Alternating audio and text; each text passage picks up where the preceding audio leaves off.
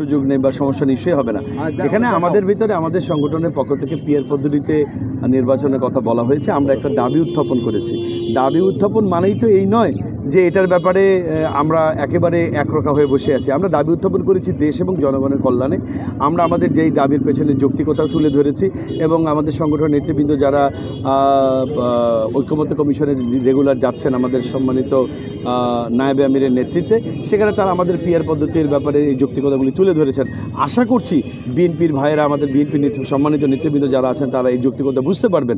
আমাদের সংগঠন থেকে বা আমরা ব্যক্তিগতভাবে এই জিনিসটা মনে করছি যে তত্ত্বাবধায়ক সরকারের যে দাবিটি, যেটি মূলত উত্থাপন করা হয়েছিল 1982 সালে আমাদের তৎকালীন আমির শহীদ অধ্যাপক গোলাম আজমের সাহেবের যেটা রূপরেখায় যে তত্ত্বাবধায়ক সরকার দাবি উত্থাপন করা হয়েছিল, এই দাবির বিষয়টি দেশের জনগণকে এবং দেশের রাজনীতিবিদরা বুঝেছেন প্রায় 9 বছর পর 1991 সালে।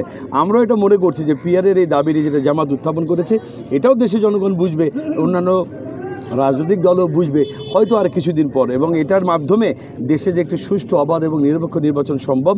জনগণের যে ভোটের অধিকার তার যথাযোগ্য জায়গা পৌঁছে যাবে এবং মনোনয়ন বাণিজ্য এবং টাকার যে অপপ্রচার হয়, টাকার যে অপব্যবহার হয় এবং দুর্নীতি বা এই সমস্ত বিষয়গুলি থেকে একটি সুন্দর এবং সুষ্ঠু নির্বাচন যে পিয়ারের মাধ্যমে সম্ভব, এটা আশা করছি আমার বিএনপি নেতৃবৃন্দ এবং দেশের জনগণ বুঝতে পারবে।